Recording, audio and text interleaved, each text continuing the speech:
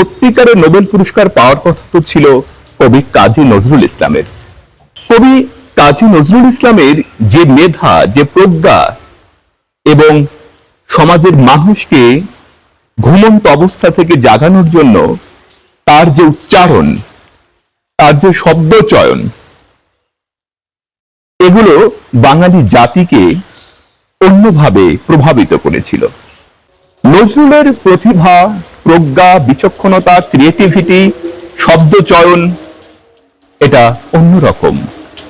এটা রবীন্দ্রনাথ ঠাকুর নিজেই নজরুলের প্রতিভায় বিস্মিত হয়েছেন, অবাক হয়েছেন। আচানক প্রতিভার অধিকারী ছিলেন কবি কাজী নজরুল ইসলাম। আমার এখনো মনে হয় যে বিদ্রোহী কবিতা বাংলা সাহিত্যের সবচেয়ে ওজন সম্পন্ন কবিতা। এত ধারালো এবং এত তীব্র এবং এতটা ঘুমন্ত মানুষকে জাগ্রত করার জন্য শক্তি সম্পন্ন। আসলে সত্যিকারের নোবেল পুরস্কার পাওয়ার কথা তো ছিল কবি কাজী নজরুল ইসলামের।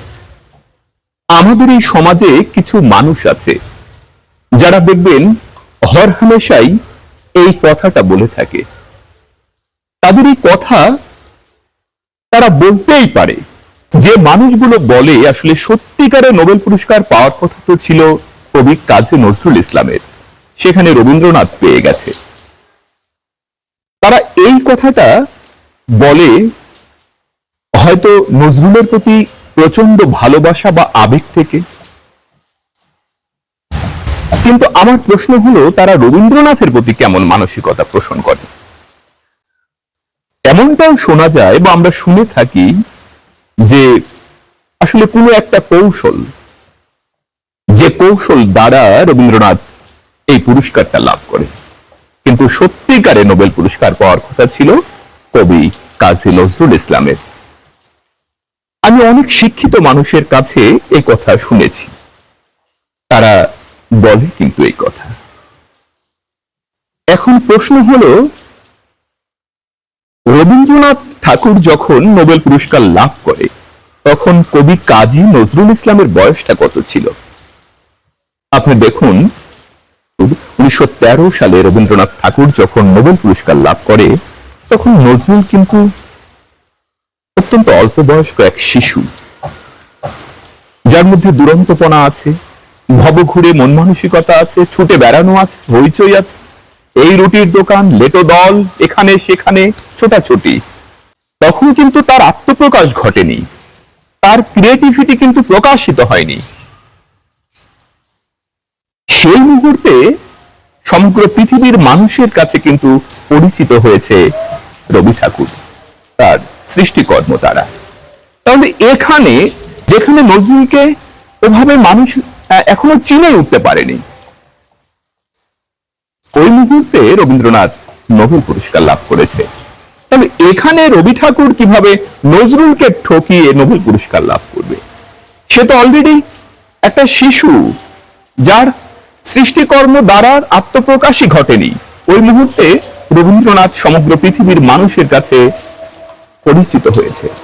তাহলে যারা এই কথাগুলো বলেন, তবে নজরুল কিন্তু তার পুরোটা জীবন রবীন্দ্রনাথকে গুরুদেব বলে ডাকতেন।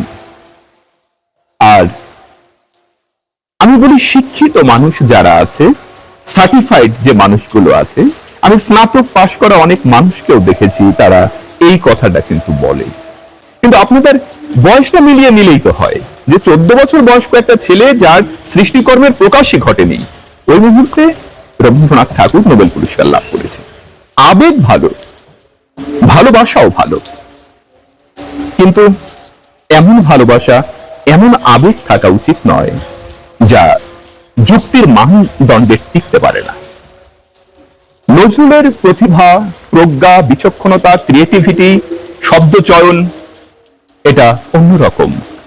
এটা রবীন্দ্রনাথ ঠাকুর নিজেই নজরুলের প্রতিভায় বিস্মিত হয়েছেন, অবাক হয়েছেন। আচানক প্রতিভার অধিকারী ছিলেন কবি কাজী নজরুল ইসলাম। আমার এখনো মনে হয় যে বিদ্রোহী কবিতা বাংলা সাহিত্যের সবচেয়ে ওজন সম্পন্ন কবিতা। এত ধারালো এবং এত তীব্র এবং এতটা ঘুমন্ত মানুষকে জাগ্রত করার জন্য শক্তি সম্পন্ন।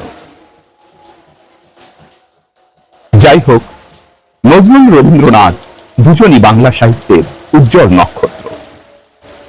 আমরা এই দুজন সম্পর্কেই সঠিক ধারণা এবং সেটা বিশ্লেষণধর্মী এবং সত্যিকারের জাজমেন্টটা যেমন হওয়া উচিত দুজনের ক্ষেত্রে, সেটাই আমাদের পোষণ করা উচিত এবং আমাদের মানুষগুলো নেক্সট প্রজন্মকে ওভাবেই আমাদের বোঝানো উচিত। ধন্যবাদ, সবাই ভালো থাকবেন।